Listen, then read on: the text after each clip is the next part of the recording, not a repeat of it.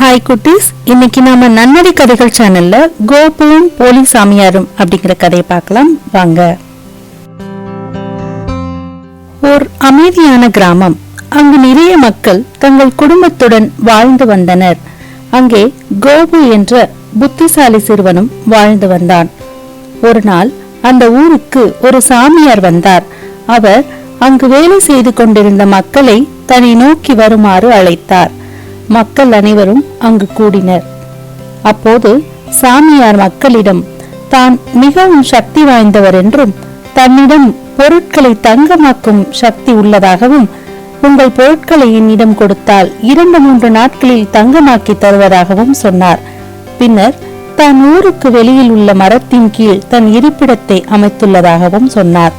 விருப்பமுள்ளவர்கள் அங்கு வந்து உங்கள் பொருட்களை கொடுங்கள் என்று சொல்லிவிட்டு சென்றார்.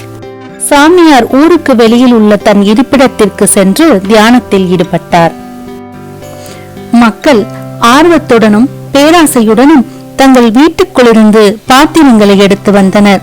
கோபுவின் அம்மாவும் ஒரு பெரிய பாத்திரத்தை தன் கையில் எடுத்துக்கொண்டு வெளியில் வந்தார். பின்பு கோபுவிடம் தான் இதை சாமியாரிடம் கொடுத்து வருகிறேன், நீ வேறு பெரிய பாத்திரம் இருக்கிறதா பார் என்று சொல்லிவிட்டு அனைவரும் சாமியாரிடம் விரைந்தனர். அனைவரும் பாத்திரங்களோடு வருவதை பார்த்த சாமியார் வாருங்கள் என்றார். மக்கள் யார் முதலில் கொடுப்பது என்று சண்டையிட்டுக் கொண்டார்கள். சாமியார் மக்களை வரிசையில் வந்து பாத்திரங்களை வைத்துவிட்டு செல்ல சொன்னார். இந்த செய்தியை கேள்விப்பட்டு ஊரில் உள்ள மற்ற மக்களும் தங்களது பாத்திரங்களை எடுத்து கொண்டு வந்து சாமியாரிடம் ஒப்படைத்து விட்டு சென்றனர். பாத்திரங்களும் பெருகிக் கொண்டே போனது.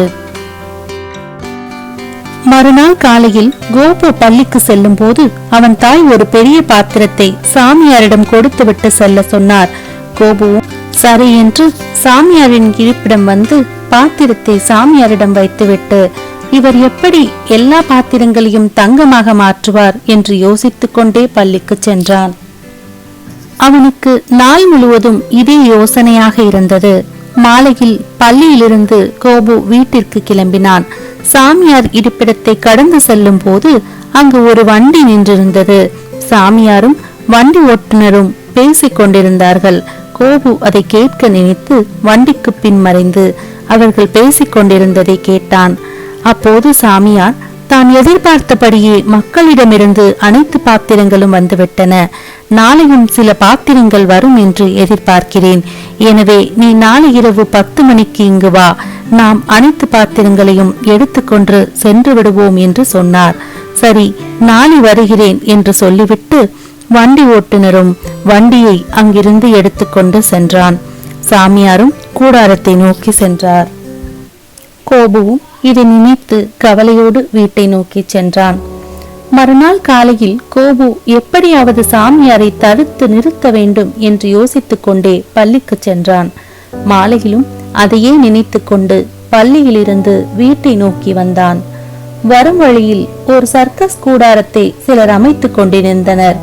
அதன் அருகில் ஒரு பெட்டியில் நிறைய முகமூடி இருப்பதை கண்டான். இதை பார்த்தவுடன் சாமியாரை தடுத்து நிறுத்த ஒரு யோசனை வந்தது. அதன்படி அங்கு இருந்தவரிடம் தனக்கு ஒரு முகமூடி இன்று ஒரு நாள் மற்றும் இரவலாக தாருங்கள், நாளை திரும்பி தருகிறேன் என்று பணிவாக கேட்டுக்கொண்டான். அதன்படியே அவரும் எடுத்துக்கொள் சிறுவனே என்று சொன்னார். கோபுவும் அவருக்கு நன்றியை சொல்லிவிட்டு அந்த பெட்டியிலிருந்து ஒரு முகமூடியை எடுத்துக்கொண்டு வீட்டிற்கு சென்று அடைந்தான். கோபு அவன் திட்டப்படி அன்று இரவு 9:30 மணி அளவில் அந்த முகமூடியை அணிந்து கொண்டு ஊருக்கு நடுவில் சென்று நின்றான். ஐயோ, ஓடி வாருங்கள், ஓடி வாருங்கள், ஒரு உருவம் என்னை துரத்துகிறது என்று அலற ஆரம்பித்தான். அந்த அலறல் சத்தம் கேட்டு மக்கள் தங்கள் கையில் கிடைத்த ஆயுதங்களை எடுத்துக்கொண்டு ஓடி வந்தனர். முகமூடி அணிந்த உருவத்தை பார்த்து மக்கள் மிரண்டு ஓட ஆரம்பித்தனர். அதில் ஒருவன் சாமியாரிடம் போங்கள் என்று சொல்ல அனைவரும் சாமியார் இருக்கும் இடத்தை நோக்கி ஓடினர். முகமூடி அணிந்த கோபுவும் அவர்களை பின்தொடர்ந்து ஓடினான். அதே சமயத்தில் சாமியாரும் வண்டிக்காரனும் சேர்ந்து பாத்திரங்களை வண்டியில் ஏற்றிவிட்டு புறப்பட தயாராக இருந்தனர். மக்கள் தங்களை நோக்கி ஆயுதங்களுடன் வருவதை பார்த்த சாமியாரும் வண்டிக்காரனும் தங்கள் திட்டம் தெரிந்துதான் மக்கள் வருகிறார்கள் என நினைத்து ஓடத் தொடங்கினர். மக்கள் சாமியார் இருப்பிடத்தில் நின்று சாமியாரை அழைத்தனர். அப்போது கோபு முகமூடியை கழற்றிவிட்டு, நான் தான் கோபு, பயப்படாதீர்கள் என்று தன் உண்மை முகத்தை காட்டினான். மக்கள் அனைவரும் ஒன்றும் புரியாமல் கோபுவை நோக்கி சென்றனர். கோபு மக்களிடம் உண்மையை விளக்கி, அவர் போலி சாமியார் என்றும் அவரிடம் எந்த சக்தியும் இல்லை என்றும் அவர் நம் பாத்திரங்களை திருடிச் செல்லவே திட்டமிட்டிருந்தார் என்றும் அங்கு வண்டியில் ஏற்றிருந்த பாத்திரங்களை சுட்டிக்காட்டி சொன்னான். மக்களுக்கு அப்போதுதான் உண்மை விளங்கியது. கோபுவின் புத்திசாலித்தனத்தை பாராட்டினார்கள்.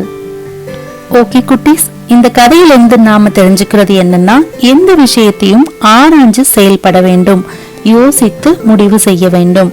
மற்றொரு நன்னறி கதையோடு நான் உங்களை சந்திக்கிறேன். மறக்காம நன்னறி கதைகள் சேனலை சப்ஸ்கிரைப் பண்ணுங்க.